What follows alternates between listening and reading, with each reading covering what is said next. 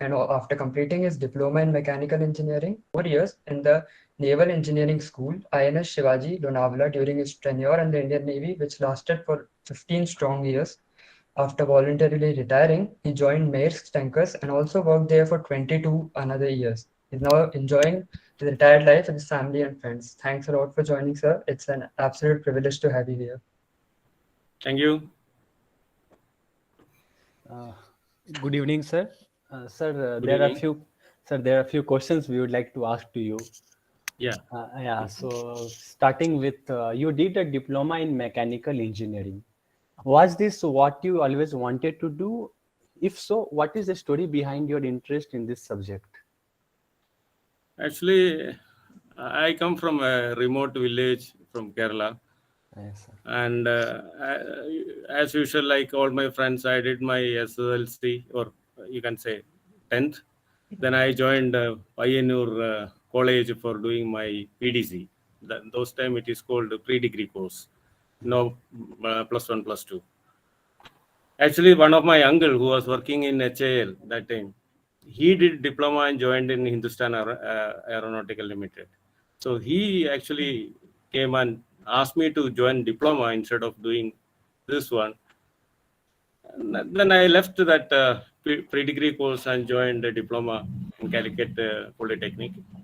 And of course, I was not in a position to do engineering degree that time because financially we were not so well. So I plan to join diploma because I want to pursue this engineering job only.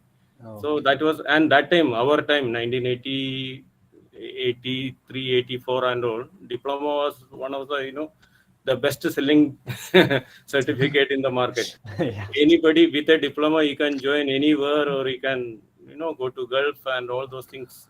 Yeah. That was, I thought that is the best idea to do. I mean, idea to join the diploma. Then I did diploma from Calicut Polytechnic and came out with very good mark. Then naturally, like any other students, I started sending application for various jobs. So in that time, they used to take us as junior engineers. The diploma holders were that is the highest post we can get, junior engineers. So Indian Airlines, then Coast Guard, Indian Coast Guard, Indian Navy, then you can say some petroleum companies, this Indian Railway. There are Yes. the 5 places I applied, and all of them called us. I mean, me and few of my friends from our side. So the first happens to be Navy's interview, and after the interview, that's the first. You can say that time that was the second batch they took from diploma holders. Like that the Aravindan, dear Aravindan, who was sitting there, he is my senior batch from my senior batch. They were the first batch, then the second batch. So that time they were giving us a very senior position in Indian Navy. So we all joined. We were 55 from Kerala itself. Only 55 were from Kerala, and total batch was including electrical around 96 or something. So all diploma holders. All together we joined in Indian Navy. And after joining, we realized it is not so easy to, Yeah. perform as a technical sailor on board ships. But they did, we did a very good training there, changing over from mechanical to marine engineering. That is almost a 1 year course at INS Shivaji Lonavala, very beautiful place. Then for electrical guys, they used to send them to Valsura, Gujarat, INS Valsura, Gujarat. So Yes. these two places are our actual training centers. So after joining that, initially we had a lot of problem because adjusting with the routines and adjusting with the naval style, food, and doesn't know Hindi. That is the biggest problem. In English, most of them, like in Lonavala city and all, they won't accept English at all. It's like Chennai only. They need Marathi, otherwise those time. Now it's all changed. It's a biggest one of Yeah. the Yeah. most known tourist place, and everybody speaks English now. Yeah. That time we had a lot of problem, but after joining, initially we all used to cry like we are getting appointment order from various other places, but can't leave Navy because we signed for 15 years. But everything happening for good, in that. After Yeah. doing the training, when we started going on board, we started realizing actually what we learned in diploma and what we learned in INS Shivaji all practically used. These are the places where what we learned is actually used on board ships. It's not like in other places. Whatever you learn, I am sure that in the engineering, what you learn, half of them won't be used when in practical life. But Yes. in vessels where there is no other help offered from anywhere, whatever you learned, even the basics or whatever things you learned, you have to take them out and use. So we started liking Navy. So I actually joined accidentally, but I started liking Navy, and it was after few years. The journey was very smooth. Like when we become little senior in service, you get people to obey your orders. Then the things are better. Then you started feeling like you are in a technical post, in a supervisory post. So it was okay, and I thought that my decision was good, that joining Navy. And among the armed forces, I think Navy is more, much better than the other two forces. So many reasons for that. Much better armed force. So congratulations for that, sir. Like now you joined as just like, and now where are you? So, sir, like my next question is like, what inspired to get into the Indian Navy? Why not the Army or Air Force? Yeah, I just started that answering for that. Yeah. Actually, Indian Navy, first thing, that white color uniform. That time, yeah, what your question is very relevant, because that time they were asking people for army also, MES. It is not directly army, military engineering service. They were taking diploma holders that time, but the color and the rough and tough routine of army and all, we all decided to join Navy.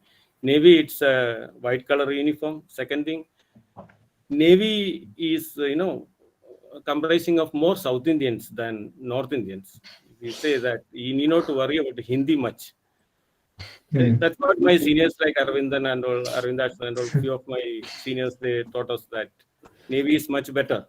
That's another thing. Third thing is that Navy is actually global Navy. It is an international Navy. It is not limited to India only. Like this Navy, they conduct world tours or different country exercises, some war exercises and all, and English is used widely, and even all the communication in English. But in Army and Air Force, of course, it is English. Army, it is completely Hindi.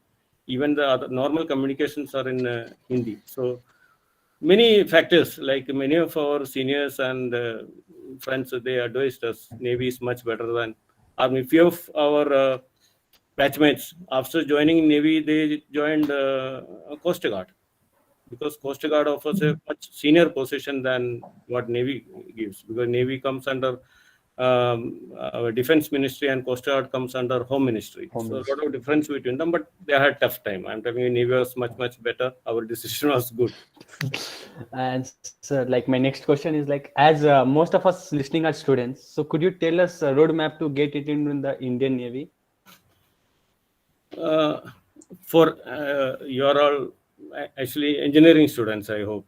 Yes, sir. Yes, sir. Yes, sir. For engineering students, there are two types of entry into Navy. One is permanent commission and the other one is short service commission. The permanent commission is that you are guaranteed a pension and you will have to serve for minimum 20 years. From there onwards, you keep signing for further 5 years, 10 years, like that. But everything is guaranteed. Your medical, your family taken care, your children, everything is guaranteed, and a very nice salary also. The package is very good, no doubt. Especially in technical side, it's very good.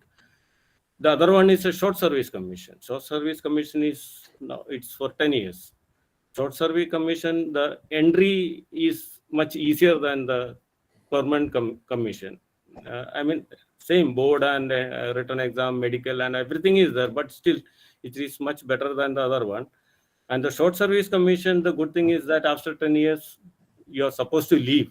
But if your performance and the records are so good, then they might give you a permanent commission or extension also. That depend upon the demand also. Like if a war was there or something important is going on, more people are required on, but then they retain the people there, they won't let them go.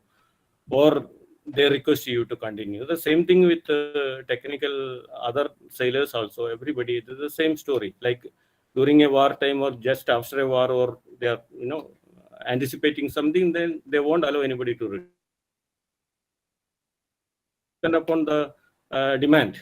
Sometimes they will keep you, otherwise they will let you go. Well, okay, just leave, let the freshers come. It depends on. But there are so many ways to get into, and so many fields also there for technical graduate engineers. Like you can join in armament section, you can join in engineering section like electrical engineer and normal mechanical engineer.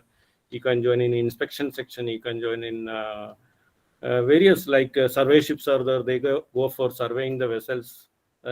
So many opportunities for graduate engineers in Indian Navy, but it's it's a tough life that you have to think before joining. Yes. So going on for next questions, how was the experience of being a part of the Indian Navy?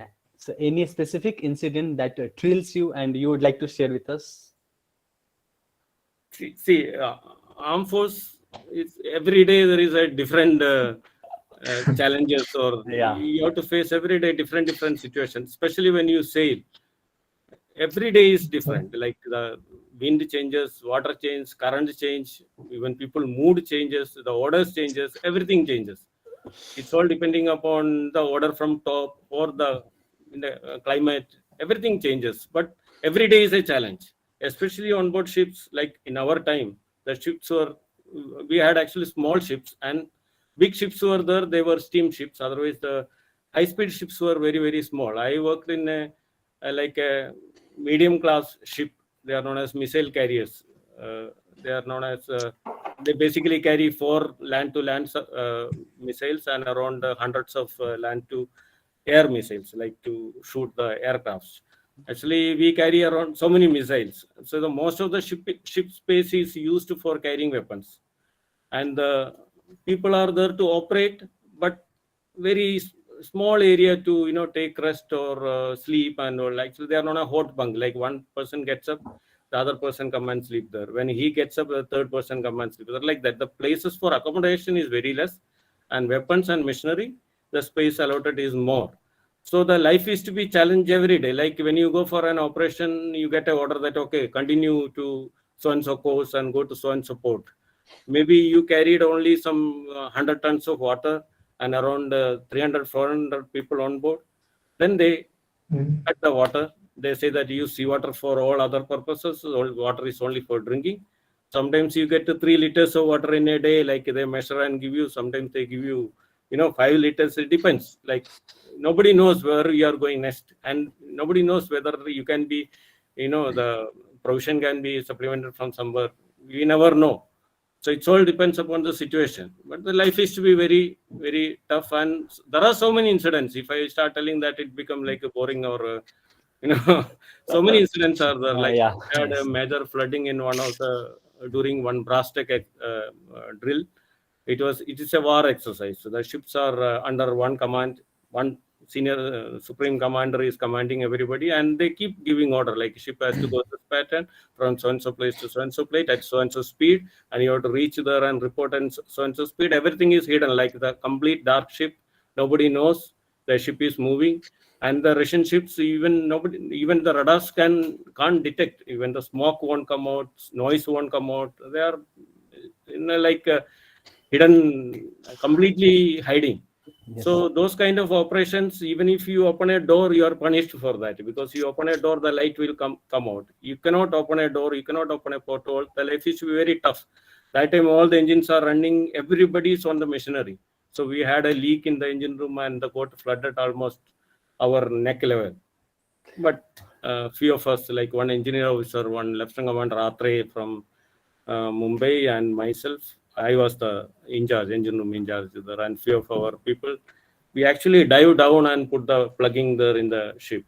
And you just see that the ship is running, electricity is there all over, and the seawater is there. It's the best conductor and all metallic parts. So we take chance sometimes, the risk that if the moment water touches the bilges level means everything everybody get electrocuted. So it is to be like that. There are tough time, and when you actually pass through this kind of tough tough time, you get a good recommendation also for your next promotion and all, if you are alive. That is to be the normal style in all armed forces, especially in Navy. This kind of situation taking place. Sir, we'll move into the next question. Sir, even shipbuilding and submarine designing are fields that are being heard of. What do you have to say about them? Are they a good career options too? Yeah, shipbuilding, there is nothing like that. Submarine building and shipbuilding separate. The submarines are normally built for Navy, but other ships are built in normal yards only, shipyards like Masagon shipyard, our Cochin shipyard, and Greenwich shipyard. There are many shipyards in India. We build warships as well as normal merchant vessels. The warships are built in a separate section, but the built by same engineers and same machinery, everything. Submarine building, of course, it's a completely isolated area. Only for naval people will enter there, naval people will come out, and dedicated engineers and staff works there. But shipbuilding basically comes under one section only. And shipbuilding, there are so many engineering courses are available nowadays. Ship construction engineering. Yeah. In Indian Navy also there is one group of technical people. They are known as shipwrights. They normally take care of the shipbuilding section as well as the ship's repair section, like a hull repair. They are basically looking into the hull and the other outside part of the ship, structure, hull, compartments, bulkheads, all those, how it is designed and how the ship is being built. But the machinery part is totally different. Only the balancing, weight, buoyancy, all those things are coming under the shipbuilding. And in India, there are so many colleges offering the shipbuilding, ship construction courses. And once you do ship construction courses, there are so many government jobs also available in India. Like you can get into this thing, our shipping industry, Ministry of Shipping, and there are good posts offered to them. When you go as a surveyor for ships, you are the persons, those are qualified those courses, they can sit as a surveyor, and surveyors are the people, they are actually granting the ship to enter or go out or do sailing, everything. Whether the ship is seaworthy or not, that is actually found by the surveyors. And same thing, when some accidents happens, they go for the survey. And the insurance part, lot of job opportunities for ship construction engineers. Sir, we'll move into the next question. Sir, you were also a part of the merchant navy. People know what the Indian Navy is, but not many of us know about the merchant navy. Could you tell us what exactly the merchant navy is and how is it different from the Indian Navy? See, though both are same kind of vessels, I mean, they both are floating in water and moving from one place to another place. The purpose is totally different. Indian Navy, the purpose is to protect the country, and there we don't see the economical things. Like we don't go by economy and all. Like if you have to go somewhere, we have to go there, and whatever fuel you spend and what time you take, it's all well calculated, and you don't worry about the expenditure.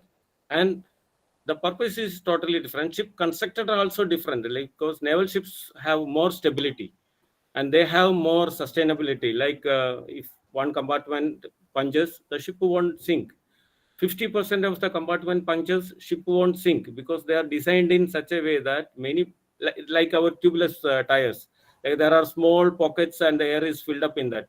Whereas a normal tire, if the one puncture, the entire air comes out. When a tubeless tire, you'll find that it still can run for some time. Same way, the warships are designed in such a way that they won't sink so easily. There's so many compartments, and everything will have a standby unit. Even the main engine will have a standby unit, generators will have a standby unit. But in merchant navy, the things are different. In merchant navy, the purpose is to make money, like to transport goods from one place to another place, whether it is oil or normal containers or packaged goods or bulk carriers or anything. Our purpose is to carry goods from one place to another place. It is for moving the goods. So the ships are constructed in a different way. They are more big in size, and the storage capacity is more. There we are not worried about speed and all those things. There we are worried about how much we can carry, how much more we can carry. If one person is not there, they will try to put something into that place also, like carry as much as possible and sell them and make money. So the ships are different, the routines are different, purpose is different, everything is different in merchant navy, but same kind of machinery, but in a larger, big scale one. Like a normal main engine in Indian Navy may be 10-meter long. In a merchant navy, it will be around 20, 25 or 30-meter long, and same way they are told. And a lot of research is going on in merchant navy construction and the engine technology and all, because they want to save money.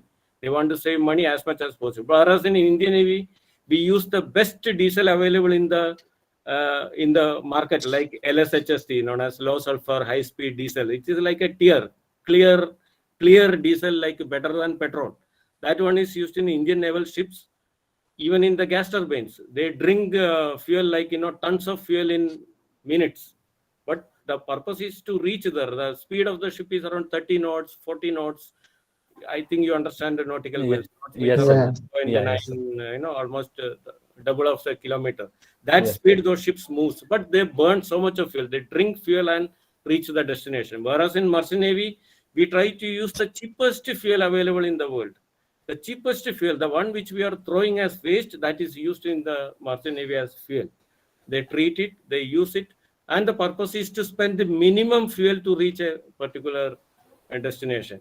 So the technology is developed so much. Every day, the big companies are researching how to save fuel, how to save lube oil, how to last long, like in the machinery.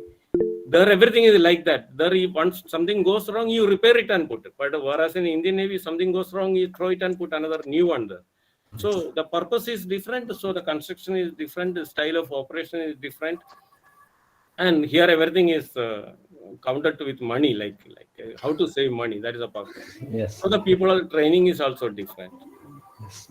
That's a So basic. we'll, If you want to know more about that, I can explain you further and further. But yes, Time. I can tell you. yes, yes. Okay, so we'll move on to the next question, sir. Sir, I have heard about pre-seed training programs. Could you tell us what exactly they are and life fun studying there? I mean, like college life. The pre-sailing trainings are like before you start getting into a merchant navy, like sailing. They give the basic trainings outside. That depend upon what entry level you are going there to. You are going there, like pre-sailing routine training for ratings. The ratings means they are the actual workers in the merchant navy, real workers, hardcore Yes. workers. Then there is something above is the officers. There are two groups in merchant navy. One is ratings, other one is officers. The ratings, the basic qualification required is, earlier it is to be 10th class, now it is 10 plus 2. Minimum you should have 10 plus 2. Then you can join for the ratings training. Ratings trainings are, if you are interested, I will tell you, because it is not applicable to you guys, because you all are going to be graduate engineers. Yes. For ratings, you have a 6 months course, 1 year course, and you can join as cook, you can join as able seaman, you can join as motorman, you can join as general purpose seaman. Like they are the actual people who are doing the hard work there. And when you go for officers, there are two types of officers. One are not navigating officer, other one is engineering officers. Navigating officers are the people, those they are navigating the ships, and they are the people actually taking the ship to various places. They are the people actually seeing, like or planning and executing the orders from the ship owner or the charterer, that okay, my ship will go from so and so place to so and so place, and what cargo to carry, where to carry, how to sail, and which direction. Everything is done by this navigational peoples. The other group is the engineering group. They are the people actually moving the ship, like they're the machinery. The full entire ship is fitted with various machinery, so they take care of them, starting, operation, maintenance, everything. So for engineering entry into the engineers entry to the merchant navy, there are nowadays there are so many colleges, they are giving 4 years marine engineering course. You can do 4 years marine engineering course. Then you have to Yes. apply to our Ministry of this thing, transportation, MOT. Then there are some exams under Government of India. You'll have to clear them. Then you can make entry to merchant navy as an engineer. Like we normally call them fourth engineer or fifth engineer. That depend upon company. Some company call them fifth engineer and later on they promote to fourth engineer. Some company they take as fourth engineer directly. They are the lower level of engineers on board, engineer officers on board. So that is one thing. So after +2, you can go for direct 4 years marine engineering course. Then we can join the second one is that during your graduation after during the 5th or 6th semester, you can join for second year course, the marine engineering second year course. Then you can, in 2 years, you can complete the marine engineering course and join as a marine engineer. The third one is known as, after you complete your 4 years engineering course, you can join as graduate marine engineers. They are that's a 1 year course. They are all are known as pre-sea training because you are doing it before going to sea. So those courses Yes. are the best one for graduate engineers. Normally they do many of the guys, they come out from the engineering college, then they realize there is one option known as marine engineering also. So for mechanical engineers, it is very easy. They can join there. For electrical engineers also can join as a electrical engineer, and they can join as a marine engineer also after doing MOT, some exams under the government of India. When you do the exams, you can join as marine engineers also. And there is one more entry known as dual officers. Like you can join as a navigation officer also. The next ship you can join as an engineer officer also. This is started in India recently. Earlier, UK and the European countries, they had this kind of courses. There you can do dual course. You will learn both the navigation and engineering. So you can do both, like cost cutting. Like in Maersk, we had some fleet where only dual officers are working. Like one navigation officer, he will do navigating job, then he will come to engine room and do the engineering job also. The salary is almost double, but number of people on board is less. So what he eat is less, what he drink is less. So one person consumption is less, but he is doing both the jobs and getting two salary. And his transportation, like only one person has to travel. Otherwise, one engineer and one navigator has to travel. The company looks in this way. How much money can be saved by putting a dual officer. But later on, we had a lot of accidents because of dual officers. Then we scrapped that program. Now Maersk is not taking dual officers. They are taking direct navigation officer and marine engineers. So graduate marine engineering is the normal opening for engineers. There are so many institutes conducting these courses. Government institutes are there in Calcutta and Mumbai. Now that Naval, that Marine Academy is there in Chennai and Cochin and places, and so many other shipping companies. They actually sponsor the people. This 1 year course they sponsor. The advertisement keep coming in the net as well as in the newspapers. If you apply, they select you. They take the entire your course expenditure and they will put in their ships only. They will give you the ships. Doing these courses are very easy. Like you can apply to private colleges. You can get into, you finish the course. But getting a ship is very difficult. That's why some of the big companies, they sponsor. They recruit people from the college itself, and they put them on board their ships as marine engineers and nautical officers. The engineers can go for nautical science also. They can do 3 years course and they can join as a nautical officer. The nautical officer, the highest rank they can reach is master. They are the captain of the ship. The engineer officer, highest rank is the chief engineer.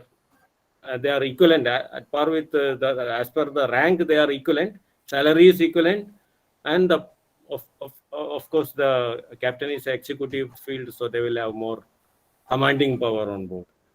So those are the normal, and most of the company like in Bombay, Chennai, and all. I know some of the company, they go to the universities and select the people at during the last semester and all, and they give the complete sponsorship and people join. Many of my friends and my juniors joined like that. From the college itself, they come to the shipping. They do that courses. And one more thing, this graduate engineers, when they join the ships, they cannot join directly. They have to get this MOT exam. The marine engineers class 4 exam they have to clear. For graduate engineers, it is very easy to clear. It's what you learned in this 4 years is the Yes, same sir. thing they are going to ask Yes. you. But once you finish that, when you get to C time, sufficient C time, you have to go for your next level, that's the second engineer's exam. So after that, you have to go for your chief engineer's exam. Then you will come to the chief engineer post. But once you are in that field, those exams are very simple. It's not a big deal. Same thing in Indian Navy also. For every promotion, you have to clear some of the exams. Those Okay. exams have to be cleared. Then you have to attend one interview. Then only you get the next promotion. Especially the technical side, it is very important because the technology keep changing. You have to be updated accordingly. And the new ships, in Merchant Navy, the new ships coming are with the latest technology machinery. And they are highly complicated. And nowadays, all the computers are fitted into this ships. So now even the IT people are getting recruited to Indian Navy as well as in Merchant Navy. Okay. So, sir, we'll move on to the next question, sir. What excited you the most, or in what role do you think you were better, Indian Navy or Merchant Navy, sir? Of course, it's Merchant Navy because it's more money. Indian Navy, when you are young, it is good because you have to struggle a lot. What you get is less, but you have so much of power in you because you are young. That is the time when you can deliver maximum energy. They utilize you. So once you get into some 30s and 40s, your energy output start coming down. That time Merchant Navy is better. Merchant Navy, you need to put so much of energy, but you have to work continuously for hours and you have to stay out for many months, and maybe some of the sailors, they stay even 12 months and all. Nowadays there are restrictions, you cannot go more than 8 months, but they unofficially they stay even 12 months and make money and come. So if you ask anybody, like whether you like Merchant Navy or Indian Navy, and definitely most of the guys will say it is Merchant Navy. Because, and another thing is that freedom, that whenever your time completes, you can go Yes, home. sir. In Indian Navy, it is not like that. It's always the leave is your privilege there. Like if the ship can spare you, you can go home. Otherwise, you cannot. Whereas in Merchant Navy, if you don't go home, other guy cannot join. So there are two pressure. Like ship want to throw you out, the other guy want to come in. So Merchant Navy is better that way. So we move on to the next question. Sir, being in the maritime sector, ships are obviously an integral part. For the past few months, we have been hearing that the Indian Navy is moving towards sustainable living. So it would be great if you could tell us why this measure is being taken now. I mean, how are these ships polluting the environment? The marine pollution mainly comes from land, not from the ship. This is actually, people think that ships are polluting the ocean. Yes. No, it's actually the pollution comes from the land. All the industry, all the major industries and the township, all the drains comes to ocean only, sea only. Same way the fertilizers, chemicals, what we apply all around, everything comes to ship, ocean. Actually, they are the bigger pollution than the ship's outlets. What ship is polluting? I mean, ship's pollution, basically the pollution from ship is air pollution and the oil pollution, the garbage, then the sewage, and some of the noise pollution also. But noise pollution nowadays is very less because nowadays engines are so silent. Even the engine room outside, just outside engine room, you cannot hear the sound. But Yes, sir. Yes, sir. but the real pollution comes from the land. It's not from the ship. But ship, still the all the control measures are applied on marine field. I mean, our shipping industry only. There they think that, and that is the only field they can control because no politics involved in that. But whereas in land, you cannot stop Pepsi or Coca-Cola producing and sending the wastewater to the sea. You cannot stop them because it involves a lot of politics in that. All the Yes. big country, all the big company, because they are actually keeping the economy of the various small country and even the developed country also, they are actually supporting them. So there nobody can control them. Even though on the paper and newspaper and only see so many stringent measures are taken, I don't think they are up to any useful controls. But whereas in shipping is under most of the time private company. Even if it is under government, the control measures are implemented. Otherwise, they cannot trade. Once they cannot trade, so they have to implement all the control measures. At least they have to make sure that all the papers are up to date and all the control measures are there on board. Then only they can sail. Whereas in Indian Navy, these measures are not so strict like in Merchant Navy, because there the purpose is different. If you at the middle of the ocean, if you have to throw some garbage, they will throw it. If you have to dump some fuel, they will dump it, and they will explain that later why they did that. But they have a right to do that. They will do. Nowadays, a lot of control measures are there. They are also under strict, observation also. Even the various country, they have their satellites watching all the ships moving and polluting. They can make out which ship polluted which area, and the oil traces and the garbage floating. Everything can be nowadays reported immediately. So it is very difficult to hide. But for warships, the government will answer for them. Whereas in merchant ships, the company has to answer. So it's very strict. Like in Maersk, we won't throw even a piece of paper outside. Everything is collected and dumped when we reach to the port. There are collecting facilities in almost all the bigger ports, and we dump everything there, like oil, waste oil, plastic. This is the biggest problem we are facing. Like everything comes in plastic wrapped, and the channelers send the stuff in plastic wrapped because it has to be wrapped in plastic because of the rain and other damages. So it comes in plastic. We consume the things. The plastic become our headache. Now the plastic, we cannot dispose it. We cannot burn it. We cannot throw it overboard, or we can't do anything. So we have to keep collecting it. The next port, we pay the money and give them to the collection facility. We give them and we pay the money. So many tons of fuel, plastic given, so much money we have to pay. Same goes with the dirty oil also. The oil which is used in the ship, after they become dirty, we have to throw them. We have to throw them means you cannot throw to the sea. We keep collecting them in the tanks. Special tanks are there, or in the drums. We hand it over to the reception units. And there also, some country like in China, India, Indonesia, all the third world country, they pay money to the ship owner when we give the oil, because after some time that same oil comes as new oil to the same ship, because they recycle it with some technology. But in developed country like in Europe, US, and Japan and all, when we give this dirty oil also, we have to pay. Some places we need not to pay, but most of the developed country, we have to pay for giving this garbage. Not only garbage, fuel oil, bilge. Bilge means the water and the oil mixture collected in the engine room is known as the bilge water.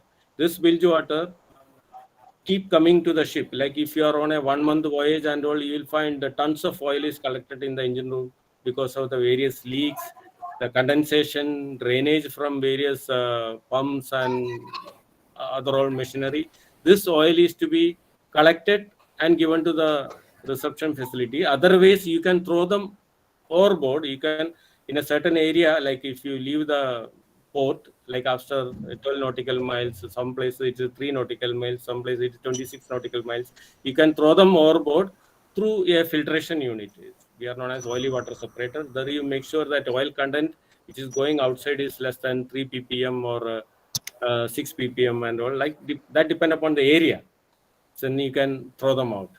So that for that there is a machinery and there is a record maintained. Like you have to keep making entry that at so and so longitude and latitude we started pumping so many quantity of water pumped out, and the oil content was so much. Everything has to be recorded, and when it is going out, there is one small computer which is recording actual content of oil in that. We cannot cheat on the paper like that. When the inspector comes, they take out that pen drive and or that memory card and check that how much was the oil content in that. It is so strict, nobody can escape. If we do some something wrong with the system or tamper with the computer or something, then the engineers are punished for that. Even they are jailed. There are so many cases that the people are jailed. A very heavy fine is to be paid, and the company say that it's his mistake, we don't pay, then he is in the jail only for years together. Then it has to be taken as an international case, and the life is spoiled then. So most of the engineers and the navigation officer, like, they never take chance. They always try to follow the regulations strictly. Like if anything goes wrong, inform the company and take necessary action. But nobody support this kind of system. And pollution from ships, that way we can say 99% of the ships follow the system, and there are so many regulations for that. It is not that we can simply do like I'll make sure the oil is settled and the top water I'll take out and throw. This kind of things are not possible on board ship. There are so many regulations, like IMO has given so many instructions. Like there is some once this thing separate section known as MARPOL, Marine Pollution Control section. That there various ships. There are so many types of ships, like oil tankers are there, bulk carriers are there, car carriers are there, container ships are there. They all comes under different section, and the pollution from the ships are also different. So oil carriers or the gas carriers, they all comes under the red group. Like they are the most watched ships. Like they can pollute the ocean. Like some accident takes place, your all this control measures goes for a six, because you never know when the accident can take place. When the accident takes place, the oil can spill. This kind of oil spills are very dangerous because it's very difficult to control them. So to avoid this kind of oil spill, the ships are built with the latest technology. Like a ship should have two hulls, one hull outside, one hull inside. And if the something happen with the outer hull, the oil will not come out. Only the water will enter into that hull. So, and the machinery standards are changed. Now the strength is supposed to be so much. Pollution prevention equipments are there, the radars and so many other various technology nowadays used to protect this kind of oil pollution or pollution of the ships. Grounding of the ships, another big problem. If the navigating officer sleeps or the ships goes in a different route or something, the ships get back to the ground, and lot of oil or whatever things are there in the compartment can come out. It may be acid or alkali or maybe oil or crude oil, gas or anything. So it's a big pollution threat. So in that case, to avoid this kind of accidents, the ships are built with certain standards. For that also, there are some regulations under IMO. They say that okay, ships are to be built with these conditions, and there are inspecting authority. They inspect while the construction itself. When the keel is laid down, from there onwards, there are people come from the various authority. They keep inspecting. Okay, the ships being built in a correct procedure and with the correct material, and all the safety things are implemented. Then only the ship will pass. The ship can pass and become a seaworthy only they are built with all the standards. So the standards are already mandatory, and they are already implemented in through various regulations.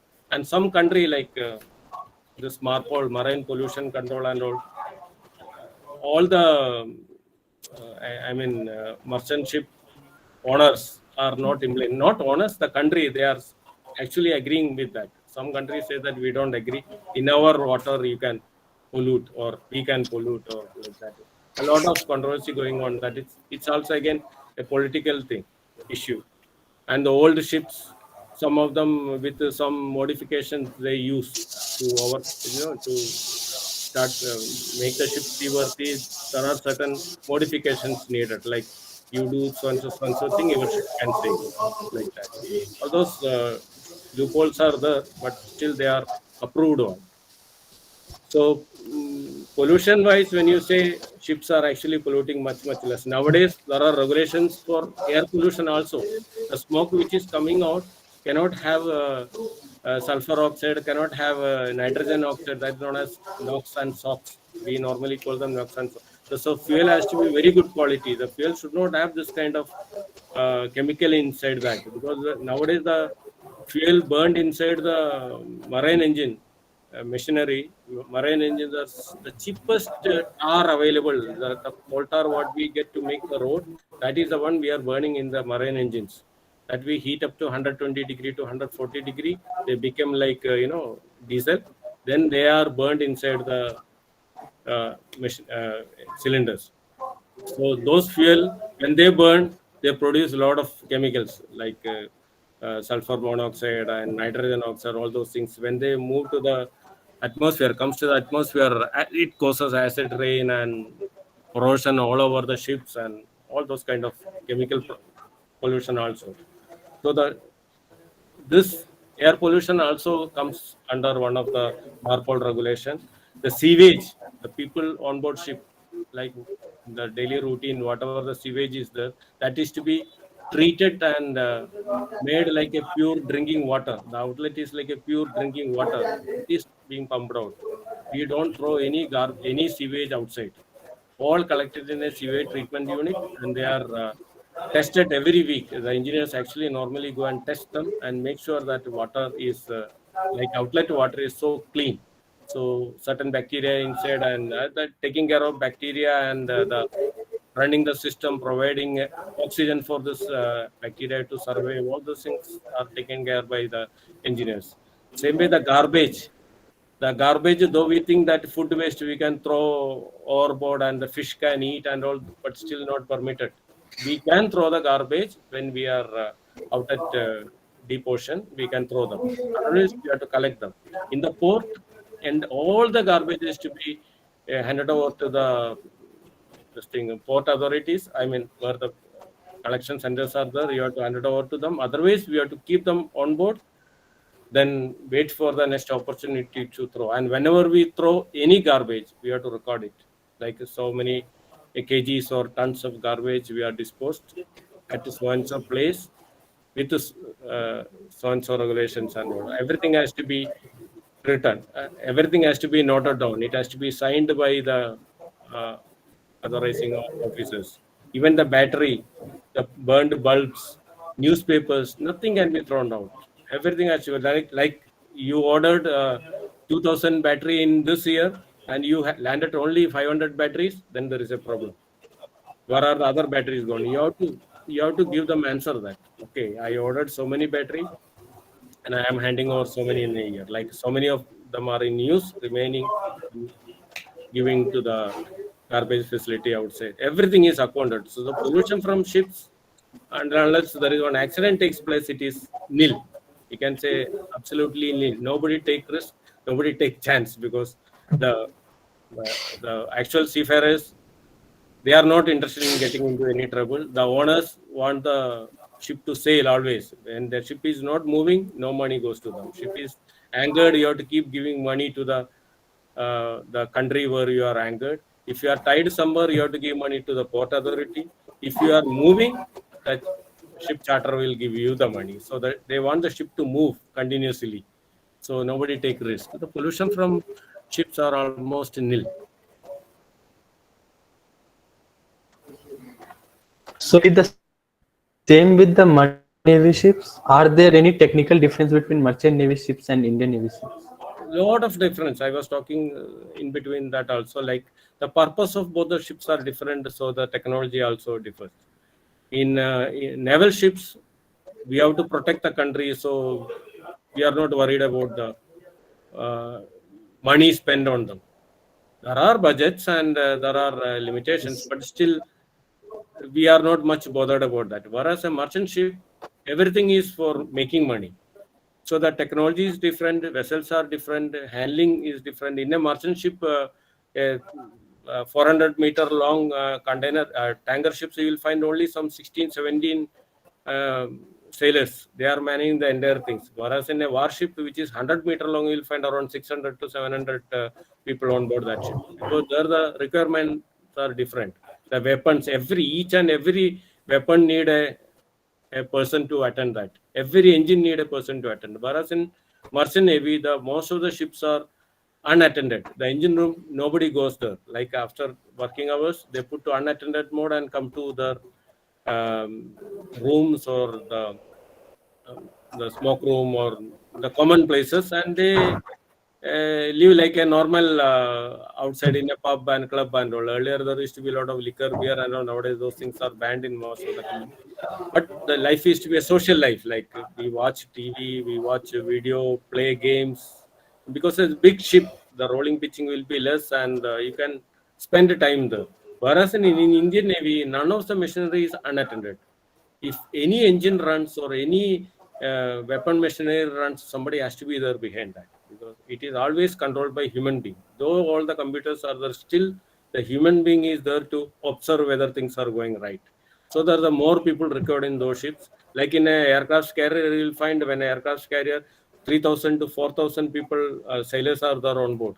They are the ship has to move, means so many people are there on board. There are banks, there are tailoring shops, barber shops, cobblers.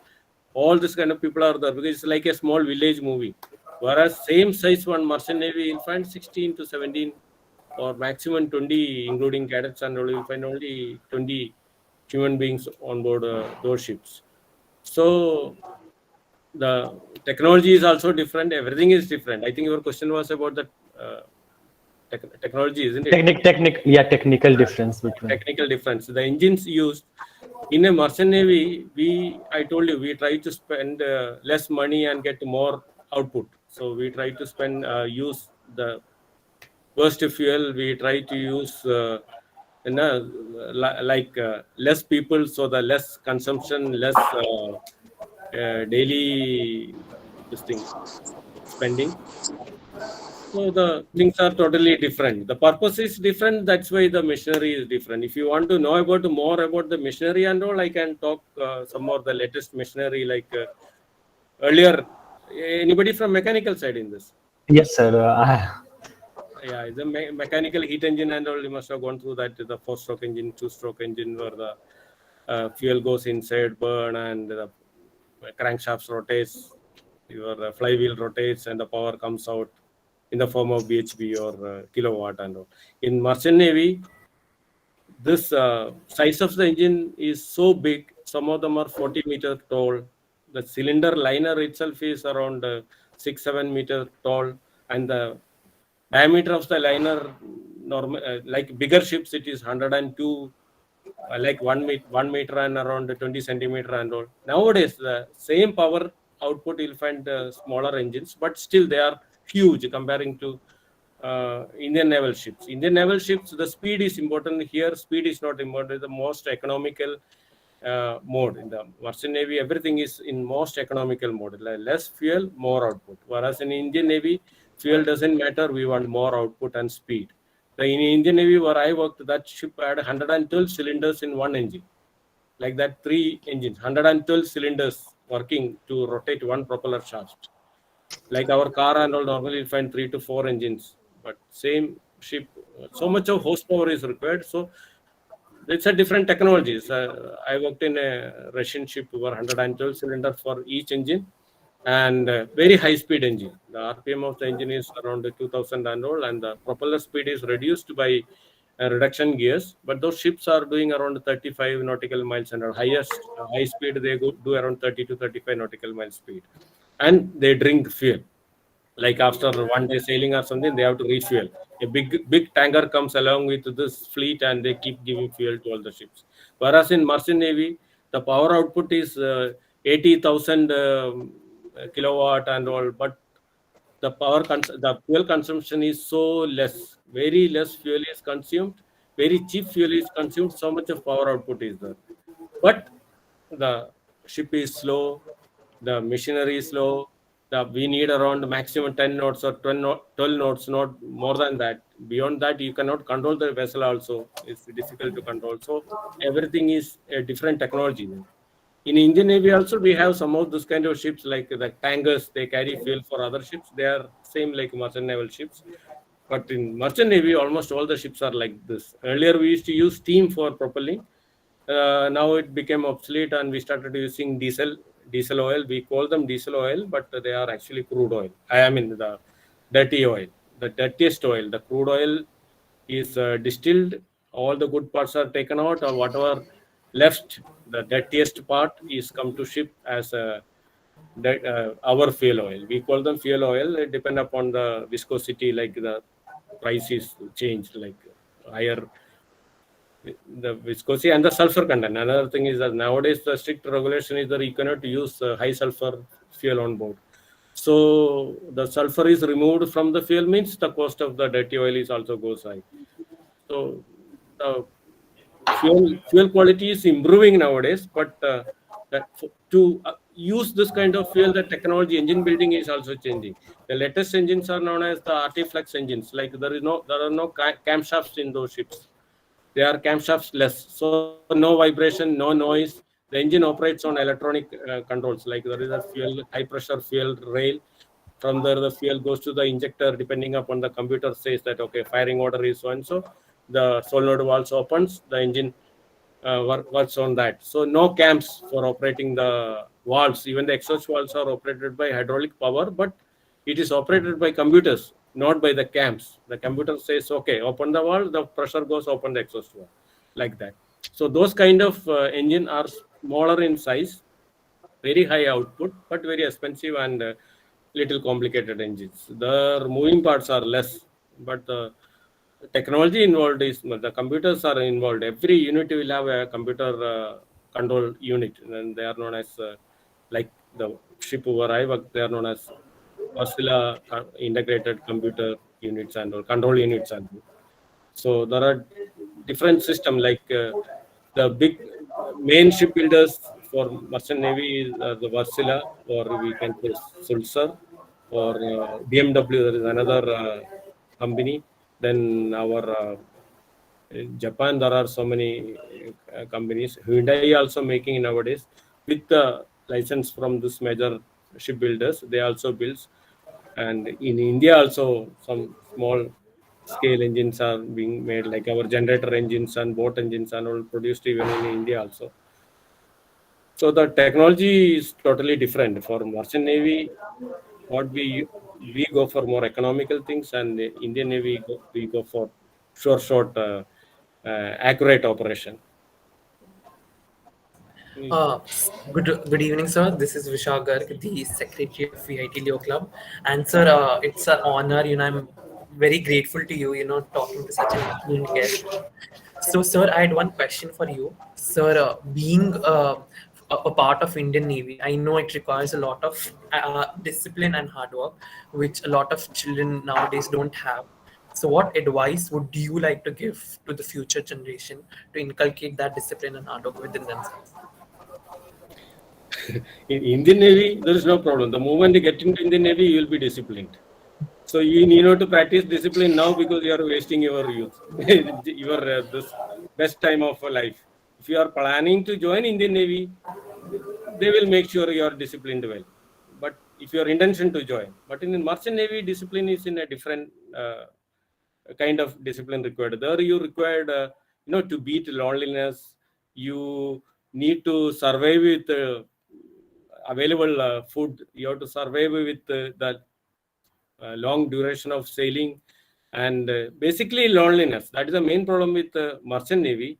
Nowadays, what happened earlier during when I was sailing for around 10-15 years, we had a mess room. Everybody gather there, open a beer, chill, and people dance. They do some other activities like dancing, mimicry, or singing, or all this kind of activity. Everybody, some people will use guitar and various games like dart games, playing cards, and we sit there till 12 o'clock or something, then go to bed.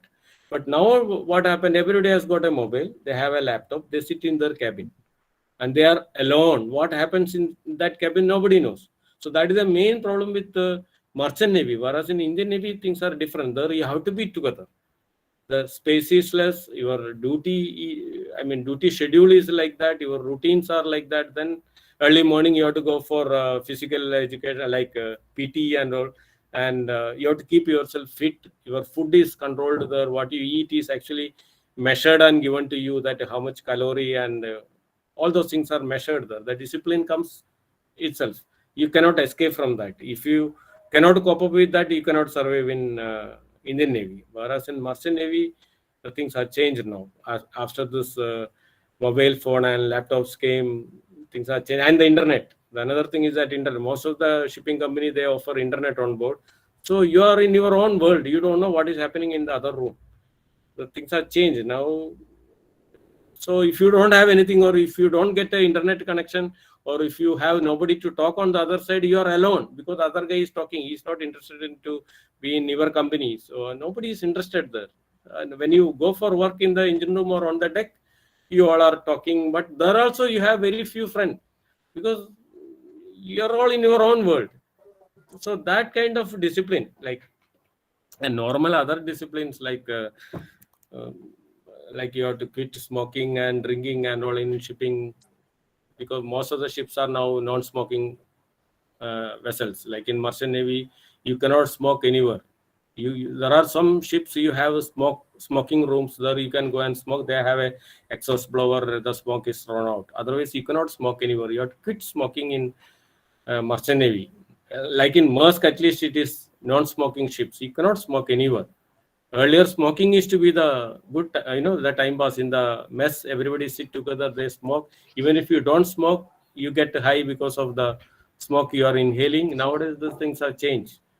You cannot, this kind of discipline you have to have, and otherwise, and loneliness. And I told you, you are missing your family and staying on board for months together. Whereas in Indian Navy, they don't go for such long sailing. They go for short sailing, maybe 1 week or 1 month. Then they touch a port. You can go ashore and have fun, and you can come back, drink, and you can come back. But in Merchant Navy, that part of life that joyness is gone now. Earlier we used to really enjoy, like, touch a port means you go around and go to pubs, drink, and go for dance and go for shopping. Like, see the some places you can make a plan and make a tour and see the various tourist attractions. You can go there and come back. And nowadays, these things are stopped because none of the company want to spend money on you. Like, if you have to go take a tour, go for a tour and all, they have to spend. They have to spend money, so they discourage it. They make such plan that when the ship is reached there, you are busy with something. So when the cargo loading and discharging is over, ship is sailed out. So nobody can complain because you are busy. Your engine has to be repaired. The ship was sailing for so many months. You have to do repair works. All are there. Some deck painting is to be done. They are doing that. So very difficult to get to such entertainment what we used to get earlier. But the internet is there. That's the biggest big benefit nowadays, where people are happy with that. If the net connection is given, they are very happy. So discipline, I think in Indian Navy, they make sure you are disciplined well when you join there. Merchant Navy, it's in your hand only. You have to practice. You have to train yourself to adjust with the shipping life.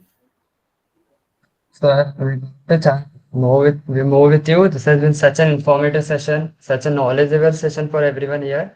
But unfortunately, time is a restraint for us. So Okay, thanks a lot for your time. Yes, sir. Thanks a Thank lot you. for your Yeah, time. thank you You for made time for listening us. me. It was such a Yes, nice sir. honor to be with you guys. Indian people, at least I got a time and a chance to Yes. speak after around 2-3 years. Thank you very much. Thank you, Arjun. Thank you, sir. Thank Thank you, you. sir. Thanks a lot, sir. Okay, good night. Okay, thank you, sir.